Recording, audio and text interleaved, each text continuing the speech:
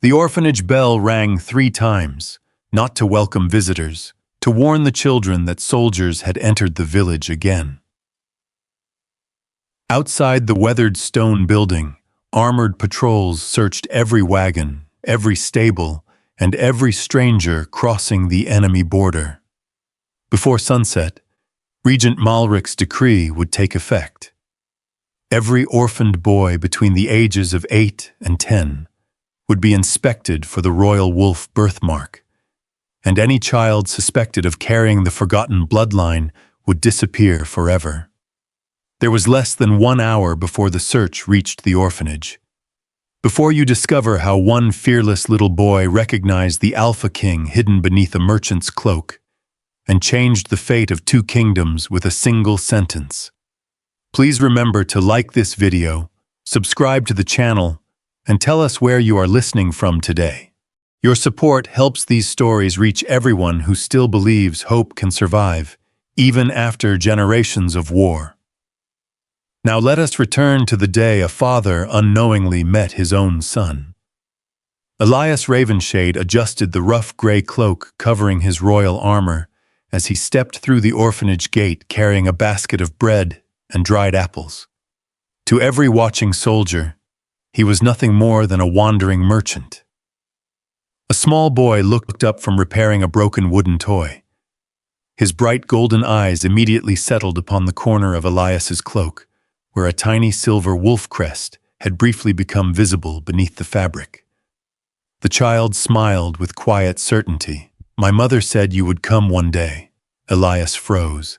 The boy stood, brushed the dust from his worn clothes, and walked closer.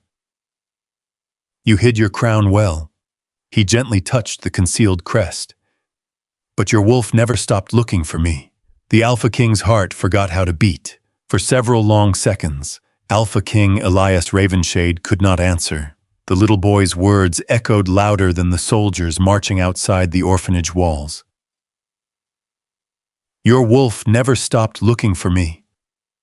No ordinary child could have spoken those words, not unless someone had taught him, or someone had once loved the king deeply enough to recognize the soul beneath the crown.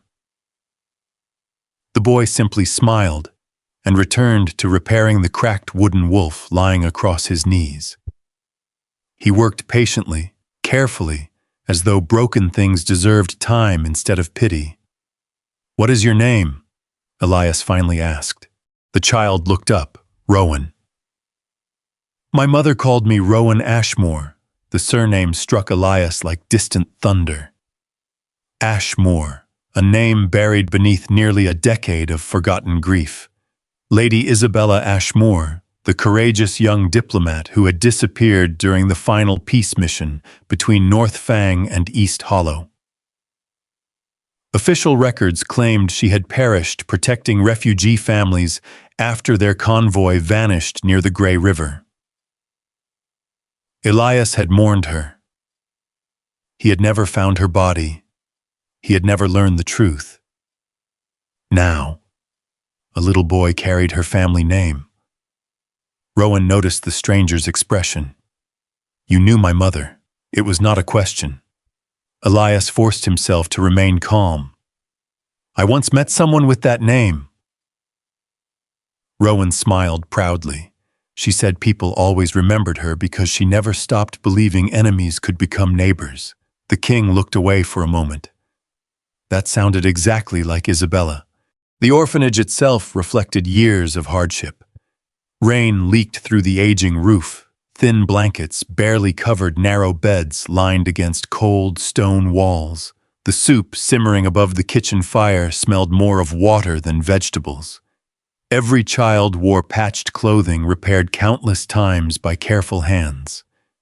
Yet laughter still lived here, not loud, not constant, but stubborn, as though hope refused to surrender.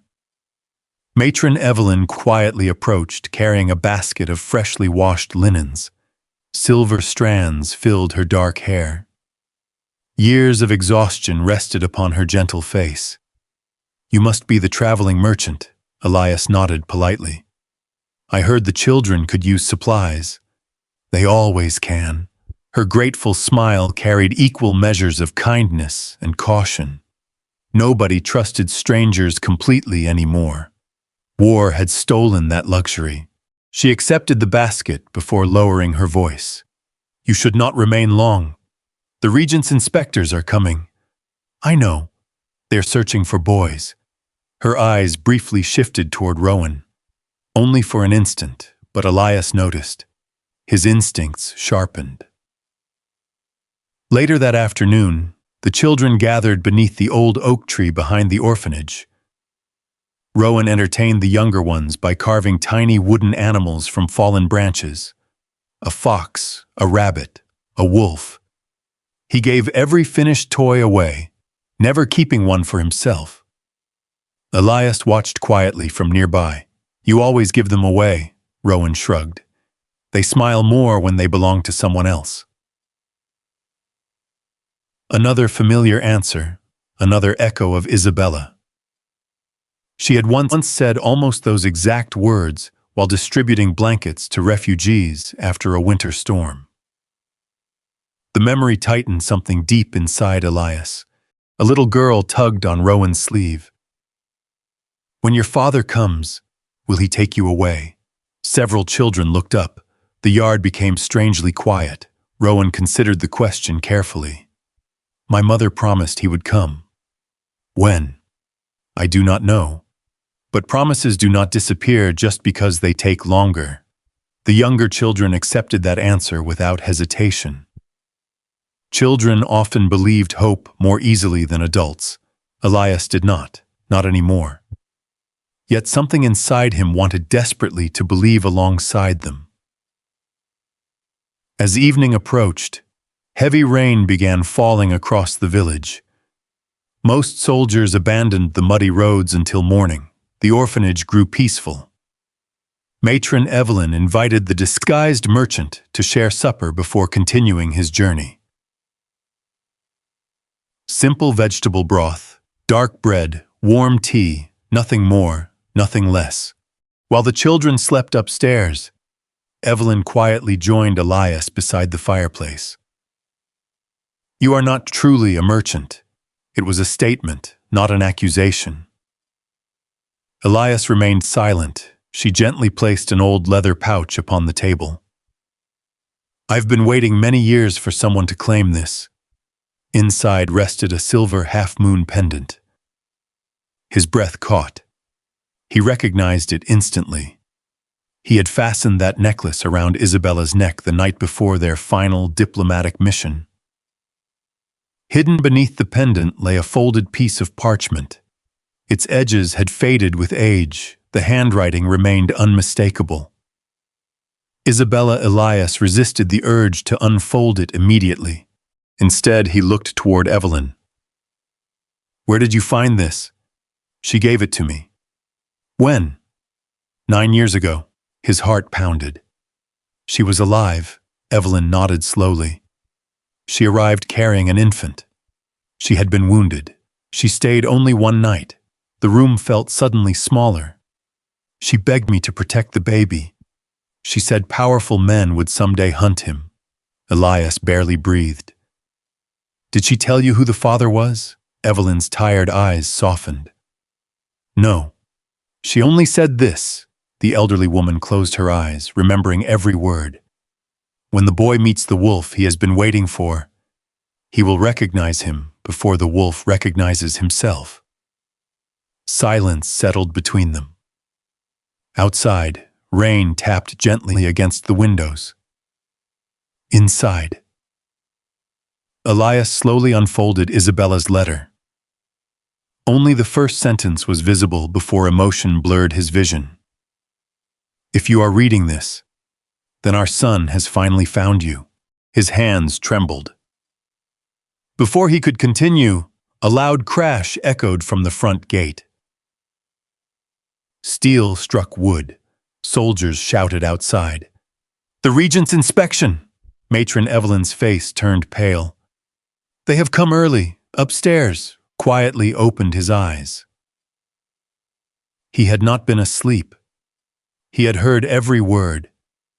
Hidden beneath the floorboards of the orphanage attic rested something almost no one knew existed. An ancient iron-bound book wrapped in faded blue cloth. Its weathered cover bore a nearly invisible symbol. Two intertwined royal wolves beneath a single moon, the forgotten chronicle known only in whispers as the Royal Book of Twin Bloodlines. According to legend, its final unwritten page could reveal the last living heir capable of ending the war between North Fang and East Hollow.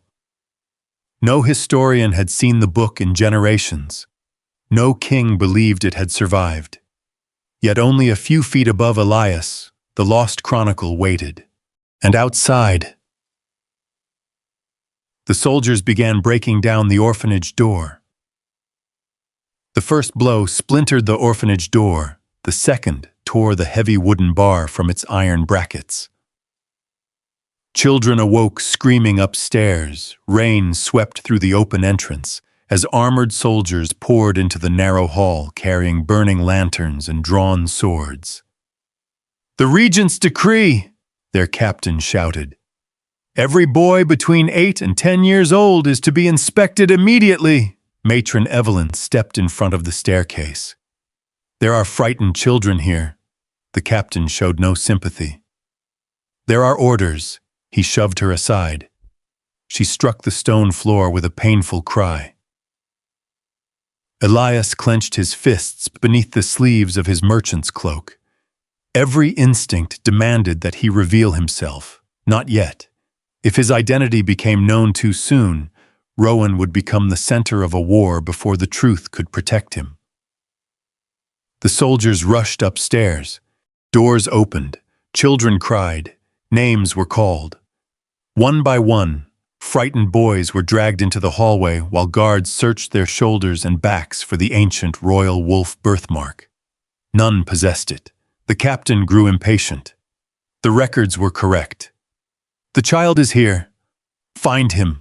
Above the ceiling, hidden inside the narrow attic, Rowan remained perfectly still. He knelt beside the ancient iron-bound book wrapped in faded blue cloth. His mother had shown him the hiding place years ago, not because she expected him to understand, because she believed one day someone worthy would. The old chronicle rested quietly beneath his hands. He whispered exactly as Isabella had taught him. "When the wolf comes home, truth must be braver than fear." Below him, heavy footsteps crossed the attic ladder. A soldier had found the entrance. The wooden hatch began to lift. Suddenly, a deep whistle echoed from outside. Captain Lucian Frost appeared in the courtyard, dressed as an ordinary caravan guard. Only Elias recognized him immediately. Lucian removed his soaked hood and gave the smallest possible nod. Danger, urgent, the king understood. His royal guard captain would never cross an enemy border without reason. Lucian deliberately allowed himself to be seized by the patrol. "I bring trade permits from the Western Road." The distraction worked. Several soldiers abandoned the attic search to inspect the unexpected prisoner. Elias quietly slipped away from the crowded hallway and entered the small storage room where Lucian had been taken. The moment they stood alone, Lucian dropped to one knee. "My king, no titles." Lucian rose immediately. "The royal archives have been opened." Elias frowned. "By whose order?" "Mine." Lucian reached beneath his cloak. He carefully produced a weathered leather ledger sealed with the crest of North Fang, the missing birth registry. Elias stared at the faded cover. "It survived?" "We believed it burned during the palace fire." Lucian shook his head. "Lord Cedric Voss stole it. He intended to sell it after the war. And now, he is dead." His personal vault was discovered yesterday. Elias opened the fragile ledger. Dust drifted into the candlelight. Each page listed royal births recorded over several generations. Near the end, several entries had been violently cut away. Only one page remained untouched, A single name, Lady Isabella Ashmore. Below it, his own signature, his breath caught. The official record had never been completed. Instead, Isabella had written a private note in the margin. Should fate separate us, remember this. Our child carries neither one kingdom nor the other. He belongs to both. Beneath those words, a tiny infant's footprint had been pressed into blue ink. Elias gently touched the faded mark. Something ancient awakened inside him, not memory alone, instinct. His wolf stirred violently. The familiar warmth beneath his ribs exploded through every part of his body. Electric currents raced beneath his skin. His pulse thundered. His breathing became uneven. Then came the scent. Impossible, unmistakable. Wild cedar after rain, mountain pine, fresh snow, and beneath everything, Isabella. Not her perfume, not a memory, her bloodline. His wolf released a deep, primal purr inside his soul. Blood, mine. The realization struck with overwhelming force. Not the sacred awakening of destined mates, something equally ancient. Far older than ceremony, the alpha's recognition of his own child. Every instinct pointed upward, toward the attic, toward Rowan. Elias climbed the narrow ladder without thinking. Each step intensified the sensation. His wolf no longer searched. It knew. He pushed open the hatch. Rowan sat quietly beside the ancient chronicle. The little boy looked up and smiled exactly as Isabella once had. I knew you would come. The scent flooded the cramped attic. No doubt remained. Every alpha carried an invisible awareness of their direct bloodline. For years, grief had buried that instinct beneath guilt and war. Now nothing separated father from son. Elias slowly crossed the room. His knees weakened. So, his voice barely existed. It was you, Rowan tilted his head. My mother said I would know you, he hesitated. But she also said you might need longer. Tears blurred Elias's vision. I am so sorry, Rowan blinked. For what? For every birthday I missed. For every nightmare you faced alone. For every time you waited. And I never came. The little boy studied him for several quiet moments. Then he stepped forward, without fear. Without hesitation, he wrapped both small arms around Elias. I knew you were trying. The Alpha King broke, not as a ruler, not as a warrior, as a father. He embraced his son with trembling hands, overwhelmed by years that could never be reclaimed. Below them, the soldiers continued searching. None realized the last surviving royal heir sat only a few feet above their heads. Rowan gently pulled away. There is something Mother wanted only you to see. He turned toward the ancient book, carefully opening its weathered cover. Most pages contained faded genealogies and forgotten treaties. The final page had remained blank for centuries until now. Silver light slowly spread across the parchment. Ancient runes awakened one after another. New words appeared, as though written by invisible hands. Master Evelyn climbed halfway into the attic. She gasped. It is impossible. Lucian stared in stunned silence. The forgotten prophecy had accepted its heir. At the top of the glowing page appeared a single sentence. When the Alpha finds his son within the house of his enemy, 2 kingdoms shall receive their final chance to choose peace over vengeance. Before anyone could speak, an explosion shattered the orphanage courtyard. The eastern wall collapsed inward. Smoke filled the air. Children screamed. Outside, black banners bearing the mark of the Brotherhood of the Black Fang rose through the rain. Their leader's voice thundered across the village. Bring us the boy. The heir belongs to no father. He belongs to war. The shattered orphanage wall disappeared beneath a storm of black smoke. Children screamed. Dust filled the narrow corridors. Broken stone rained across the wooden floor. Outside, nearly 300 riders wearing the black wolf insignia of the Brotherhood of the Black Fang surrounded the orphanage from every direction. Behind them waited another force. Thousands, the crimson banners of Regent Malric Thorn rose above the rain-soaked hills. He had not come merely to capture a child. He had come to claim the future. The Brotherhood commander slowly removed his iron helmet. A long scar crossed his face. His silver eyes swept across the ruined orphanage. There is nowhere left to hide. He raised one gloved hand. Archers immediately drew their bows. We know the heir is inside.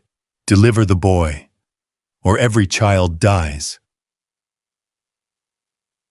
Silence. Only the rain answered him. Inside the orphanage, Matron Evelyn gathered the frightened children into the cellar beneath the kitchen. Captain Lucian stationed 4 trusted guards at the entrance. They protect the children first. They protect the prince second. No one argued. Elias knelt before Rowan. For the first time since discovering the truth, he looked directly into his son's eyes. You trusted I would come, Rowan nodded. Mother said wolves always find their family. Elias smiled through tears. She was right. He removed the silver wolf pendant from around his own neck, the royal emblem every Alpha King inherited. He placed it gently into Rowan's small hands. No matter what happens outside, you are my son, and I will never lose you again. Rowan closed his fingers around the pendant. I know. Another explosion shook the building. The front doors burst inward. The Brotherhood had entered. Captain Lucian drew his sword. Your Majesty, they're here. Elias slowly stood. His gray merchant's cloak slipped from his shoulders. The simple traveler vanished. The Alpha King returned. Black royal armor reflected the firelight. Golden eyes burned beneath rain-darkened hair. The ancient wolf crest shone proudly across his chest. The Brotherhood commander laughed.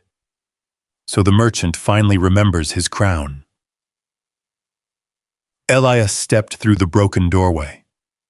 Alone, the rain soaked his armor instantly. 300 mercenaries surrounded him. Thousands more soldiers watched from beyond. The commander smiled.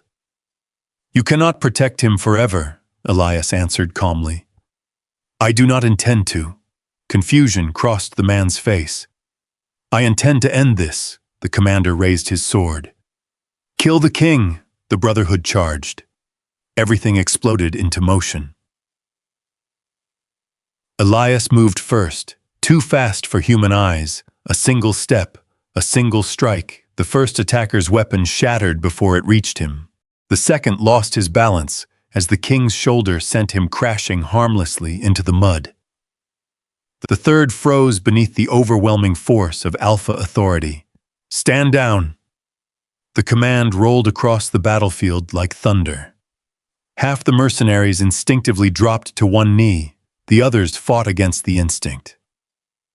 Fear twisted across their faces. The Alpha King's authority reached beyond ordinary leadership. It reached into the wolves living inside every warrior. The Brotherhood commander roared. Resist him! They tried. Many could not. Dozens lowered their weapons without understanding why. Then Regent Malric rode forward. His crimson cloak billowed behind him. You disappoint me, Elias. You abandoned your kingdom. For one child.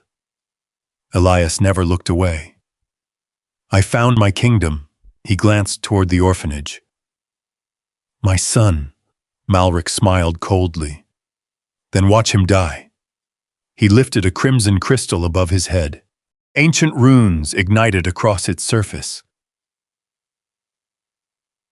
The air changed. Dark clouds spiraled unnaturally above the valley. Every wolf present whimpered. Captain Lucian recognized it instantly. The Blood Dominion stone. It was destroyed generations ago. No, Master Evelyn whispered. It was hidden. Malric slammed the crystal into the earth. The valley trembled. Crimson energy raced beneath the ground like living veins. Every soldier caught inside the expanding circle stiffened. Their wolves cried out in pain. The crystal did not strengthen warriors. It enslaved them. One after another, soldiers turned toward the orphanage, eyes empty, weapons raised, even innocent conscripts, even frightened young recruits. The Brotherhood commander laughed. Now every wolf obeys me. Elias felt the pressure immediately. The ancient artifact reached toward his own wolf, demanding submission. His muscles tightened, his breathing slowed. For one dangerous heartbeat, the valley held its breath. Then Rowan stepped outside. Captain Lucian tried to stop him. The boy gently shook his head. I have to.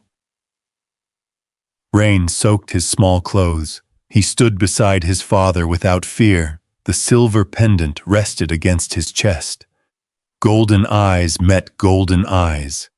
Father, son, the scent of shared blood filled the storm.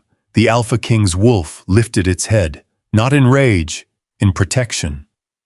A deep primal howl erupted from Elias. Not through his mouth alone, through his soul, the sound rolled across mountains, forests, rivers. Every wolf on the battlefield stopped moving, then another howl answered. Far away, another, then dozens, then hundreds, from every kingdom. Massive silver guardian wolves emerged from the forests surrounding the valley. Ancient, luminous. Formed entirely from moonlight, they walked silently between the opposing armies. No claws struck, no jaws attacked. They merely stood, watching, witnessing, remembering. The crimson power of the Blood Dominion stone began to fracture. Tiny cracks spread across its surface. Malric's smile disappeared. What? This cannot... Rowan instinctively reached for his father's hand. The moment their fingers touched, the ancient prophecy awakened. Silver light burst from the royal pendant. The final page of the royal book of twin bloodlines glowed inside the orphanage attic. Invisible currents swept across the battlefield. Every soldier suddenly remembered something. A father, a mother, a child waiting at home. A promise made before leaving for war. Weapons slowly lowered, not because Elias commanded them, because hope had returned. The Blood Dominion stone shattered into countless crimson fragments. Its curse vanished with it. The Brotherhood commander stared in disbelief. His own men were backing away, not from fear of death, from shame. Malric's carefully built army was dissolving before his eyes. He reached beneath his cloak, pulled free a hidden horn carved from black bone. Captain Lucian's face turned pale. My king, if he sounds that horn, every assassin still loyal to the Brotherhood will descend upon Rowan. Malric raised the horn toward his lips. Rowan was the first to see it, and the first to move. Rowan ran before anyone could stop him. Rowan! Elias shouted. But the little boy was already crossing the rain-soaked courtyard. Regent Malric smiled coldly. So eager. He lifted the black horn toward his lips. If I cannot rule through the air, I will erase him from history. The horn never sounded. A small hand caught Malric's wrist, not with strength, with absolute conviction. Rowan looked directly into the regent's hardened eyes. My mother said frightened men always believe destroying children will save their future. It never does. For the briefest moment, Malric hesitated. That single heartbeat was enough. Captain Lucian struck the horn from the regent's grasp. The black bone shattered against the stone. A piercing crack echoed across the valley. The hidden assassins waiting in the surrounding forest froze. Their signal had vanished. Their plan had failed. The Brotherhood commander roared with fury. Kill them all! Nearly 50 remaining mercenaries charged through the rain. Elias stepped forward, not with hatred, with purpose. His wolf answered the threat instantly. Silver light surged through his veins. The air itself seemed to bend around him. Every movement became impossibly precise. He disarmed the first attacker with one sweeping motion. The second lost his sword, as Elias shattered the blade against his own armored forearm. The third collapsed after the Alpha King's command rolled across the battlefield. Enough! The word carried ancient authority, not a scream, not a roar, a judgment. The remaining mercenaries stopped where they stood. Some fell to their knees. Others released their weapons without understanding why tears suddenly filled their eyes. The guardian wolves walked silently between them, their luminous forms reflected in the rain. None attacked, they simply watched. The message was unmistakable. The moon no longer recognized those who fought only for ambition. The Brotherhood commander looked around desperately. His soldiers were abandoning him. One by one, he lowered his sword. "I never wanted endless war. No," Elias replied quietly. "You simply profited from it." The commander closed his eyes. His weapon slipped from his fingers. The last organized resistance disappeared with that sound. Across the valley, thousands of soldiers lowered their banners. Northfang. East Hollow, mountain clans, forest realms. No army remained, only people. Regent Malric stared in disbelief. "You fools! Peace cannot survive. Someone will always choose power." High Elder Cedric slowly approached. "That may be true, but today, power chose mercy. Royal guards surrounded the regent. This time he did not resist. His confidence had vanished together with the shattered Blood Dominion stone." Meanwhile, Elias turned toward Rowan. The battle was over. Only then did he notice the blood. A deep cut stretched across his own side, where an assassin's blade had slipped past his armor during the fighting. Dark crimson spread beneath the broken plates. Captain Lucian hurried forward. "My king!" "It is nothing. It is not nothing." The wound weakened him with every passing moment. Yet Elias ignored it. He walked slowly toward his son. Rain washed blood across the stone beneath every step. Rowan waited quietly. His small hands still held the silver wolf pendant. Elias stopped before him. For a long moment, neither spoke. Then the Alpha King did something no one present expected. He lowered himself onto both knees. Blood covered his armor. Rain streamed across his face. The greatest ruler on the continent bowed before a 9-year-old boy. "I am sorry." His voice trembled. "I promised your mother I would build a safer world. I failed." He struggled to continue. "I should have found you. I should have protected both of you. I cannot return the birthdays, the winters, the lonely nights. I cannot give you back the years you waited." Silence embraced the valley. Every king, every soldier, every orphan watching from the broken doorway witnessed the same unforgettable moment. Not an alpha asking forgiveness, a father. Rowan's eyes filled with tears. He stepped closer. "My mother never blamed you." Elias looked up. "She did not?" The little boy shook his head. "She always said, 'Good men sometimes arrive late because they spend too long trying to save everyone.'" A quiet sob escaped Elias. Rowan gently wrapped his arms around his father's neck. "You came. That is what matters." The Alpha King embraced his son with trembling hands. Years of guilt dissolved beneath one simple act of forgiveness. Around them, even seasoned warriors wiped tears from their faces. Queen Helena of East Hollow stepped forward. "The war ends today." King Aldrich of the Northern clans nodded. So witnessed, another ruler answered. So witnessed, then another, until every sovereign repeated the ancient declaration together. So witnessed. High Elder Cedric raised the royal book of twin bloodlines. The rightful heir has been revealed. The kingdoms have chosen. There shall be no more hunting. There shall only be guardianship. Captain Lucian escorted Lord Cedric Voss's surviving conspirators into the center of the valley. Their secret correspondence, their stolen archives, their false records. Everything had been recovered. The evidence spoke more loudly than any accusation. Elias stood once more despite the pain in his wounded side.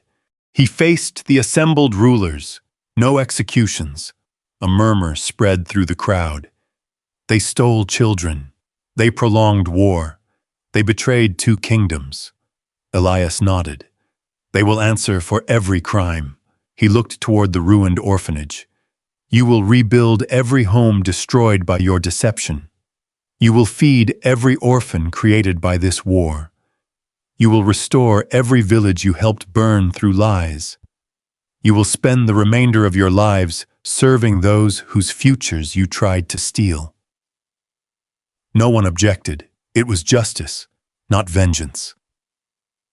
As the rain finally ceased, sunlight broke through the clouds. Its warm light fell across the orphanage, across the children, across the father and son standing together at last. And for the first time in many generations, two kingdoms looked upon the same future without seeing an enemy. They saw a family. The first sunrise after the war carried no sound of marching armies, only children laughing. The ruined orphanage had become the birthplace of something no battlefield had ever achieved. Hope. 7 days later, rulers from every kingdom gathered upon the ancient Bridge of Unity, the only place where the borders of North Fang and East Hollow touched. For generations, soldiers had crossed that bridge carrying weapons. Today, they carried flowers. High Elder Cedric stood at the center holding the crown of the twin kingdoms. Unlike any royal crown before it, this one had been forged from silver, taken from both realms and shaped into two wolves standing beneath a single moon. It was created centuries ago, Cedric proclaimed, for the child who would someday inherit peace instead of war. Every kingdom fell silent. Rowan stepped forward, wearing simple blue clothing instead of royal robes. He refused jeweled armor. He refused ceremonial weapons. Around his neck rested the same silver wolf pendant his father had given him. Elias smiled proudly. His son already understood what kind of ruler he wished to become. Cedric knelt before the boy, Rowan Ashmore Ravenshade. By the witness of every kingdom gathered here, you are recognized as the rightful prince of North Fang and East Hollow. The ancient crown rested gently upon Rowan's head. At that very moment, hundreds of white hawks rose into the morning sky. Their wings shimmered beneath the sunlight like living promises. One after another, kings, queens, alpha rulers, and village elders bowed, not to power, to possibility. Elias walked toward his son. This time he did not kneel because of guilt. He knelt because of love. I spent years believing my greatest responsibility was defending a kingdom.